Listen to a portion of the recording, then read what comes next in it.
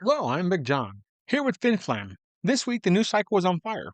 From the Strait of Hormuz, crisis pushing gas prices higher, to Missouri's massive amendment battles, and local KC drama over stadium subsidies.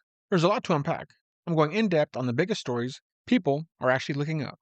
This is the full, extended breakdown. We're taking our time so you get the complete picture. No rush, just straight talk on what it all means for regular people like us. Let's get into it. The big international story right now is the ongoing tension with Iran and the Strait of Hormuz. That narrow waterway is one of the most important oil choke points in the world. About 20% of global oil passes through it.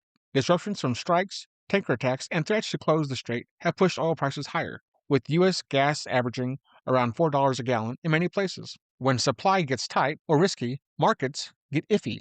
Tanker attacks, retaliatory moves, and uncertainty have created a risk premium. The administration has been pushing for reopened shipping lanes, negotiations, and more domestic production to offset oil costs. However, oil spiked over $100 a barrel this week, though it eased with some diplomacy efforts. The strait is a classic vulnerability. Iran has leverage there because of geography. Every time shipping is threatened, insurance cost goes up, tankers reroute, and prices spike. This isn't new. It's happened in the past tensions, but combined with other global factors, it hits hard. Higher gas prices mean higher costs for everything. Groceries go up because trucking diesel costs more. Farmers pay more for fuel and fertilizer. Families on fixed incomes feel it at the pump and the checkout line. Short term, it's painful. Long term, it shows why energy independence is not optional. These foreign conflicts distract from fixing things at home. We should be laser focused on American energy production. More drilling, pipelines, refineries, fewer regulations, holding it back. Relying on unstable regions makes America vulnerable to price spikes we can't control. America First energy policy isn't just rhetoric, it's a practical way to keep costs down for working families. The strait situation proves the point. The more we produce here, the less we feel pain over there. That's why Missouri farmers and KC Metro truckers are directly affected. Higher fuel costs ripple through this state's economy. This is why state and federal policies on energy matter to every household in Missouri. The $1 Trump coin has exploded in popularity and controversy. It's being sold as political merchandise, but critics are calling it everything from brilliant branding to potential lawbreaking. It features Trump's face and is marketed to supporters. Supporters see it as a fundraising and a way to show loyalty. Opponents question legality around campaign finance, official likeness use, or whether it crosses the line. But political memorabilia has a long history in this country. Coins, hats, shirts, they're part of how movements build energy. The $1 price point makes it accessible. Legal experts will sort out the technical issues, but the cultural impact is clear. It keeps the base energized. This bridges politics and pop culture. It shows how Trump's brand stays strong. The outrage machine, turning it into a scandal, is predictable. Everything gets turned into a fight these days. People are free to buy what they want. If it's legal merchandise raising money for causes or just fan support, that's how politics work in America. The selective outrage feels hypocritical when other politicians do similar things. It's a symptom of how polarized everything is. Even a coin becomes a culture war. But let's just focus on real issues instead of merchandise drama. Another big story this week was Trump's Thursday night speech to the nation. It focused on declassified 2020 election intelligence, voting machine vulnerabilities, and pushing the Save America Act. He was joined by key team members to give it weight. The speech laid out claims of foreign interference and systemic weaknesses. The Save America Act ties into broader election security, government reform, and addressing past issues. Primetime addresses are rare and get massive attention. Declassifying intelligence is a deliberate move to put facts on the table. The act aims to fix problems exposed in the 2020 election, but it also aims to strengthen the system. It keeps election integrity in the conversation headed into the midterms. Trusting in the process is essential. Whether you agree with every detail or not, the push for cleaner, more secure elections benefits everyone. Fair elections are the foundation of this country. If there were real issues in 2020, ignoring them doesn't make them go away, it erodes confidence. This speech was a direct challenge to the system to do better.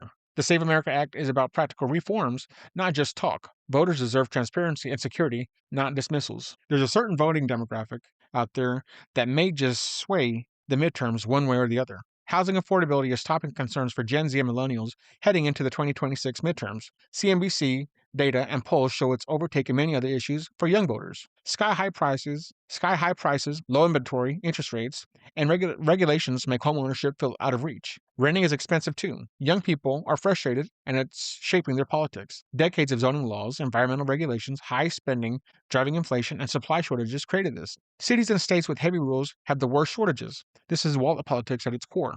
When young voters can't build wealth through homeownership, it affects everything.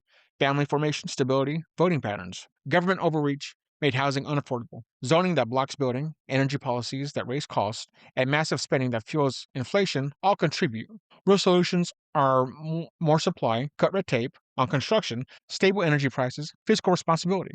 But to ask for a politician to be fiscal or responsible, that is kind of a stretch. Young people are right to demand change. Policies that actually make housing affordable will win their support long term. Where's Marco Rubio been? He's been a major player in the U.S. policy towards Venezuela, with critics calling it shadow governance. Through sanctions, diplomacy, and pressure on the Maduro regime, Rubio's influence shaped sanctions, support for opposition, and regional strategy. Venezuela's collapse has caused migration crisis and instability.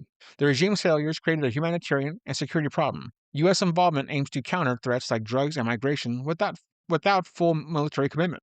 Regional stability affects our border and economy. Stronger pressure can work, but endless involvement has cost. Bad regimes create problems that reach us, but we should prioritize securing our own border and energy independence first. Pressure tools are useful when targeted, but avoid quagmires that drain American resources. America first means solving our problems while being smart abroad. Missouri is in a big fight. Missouri's Amendment 4 and 5 battles have drawn $27 million in spending. Rallies happen across the state, including Kansas City. Amendment 4 changes initiated amendments to require a majority in every congressional district. Supporters say it prevents urban dominance. Critics say it kills direct democracy. Amendment 5. It phases out income tax with triggers, limits sales tax expansions, protects schools. Supporters see this as relief. Opponents worry about budget holes. These are constitutional changes with big money and passion on both sides. $27 million shows how high the stakes are, and we're only in July. A rural versus urban power struggle versus a taxes versus service struggle. That's kind of classic Missouri fights. Constitutional amendments are hard to undo. They shape taxes and voter power for years. Amendment 4 protects against big money outside interest ramming through changes that hurt rural Missouri. Amendment 5 tries to give tax relief responsibility. Voters should read the actual text and think about long-term effects on their wallet and freedom, not just the ads. Staying in Kansas City. The Kansas City Council amended to massive subsidies. $235 million for the Kansas City Current, without tracking its benefits. That's basically taxpayer money to private teams with little accountability. That's a pattern of blank checks while other needs go unmet. This is cronyism at its worst. Taxpayers deserve accountability, not subsidies for billionaires. Going broader, we went from the United States, America, to Kansas City, to Missouri. So Governor Kehoe's massive flurry of new laws. Kehoe signed over 50 bills, including 75 miles per hour, rural speed limit changes, and porn age verification. These are practical changes for safety and family protection. This allows you to speed on safe roads, protects kids online. This is common sense governance. Do more of this. Focusing on real issues instead of overreaching on issues that don't matter. That's the full breakdown. These are the stories driving searches and conversations across the United States. Head to finflam.com for more. Drop your thoughts. Thanks for listening. Stay sharp, and you'll hear me next time.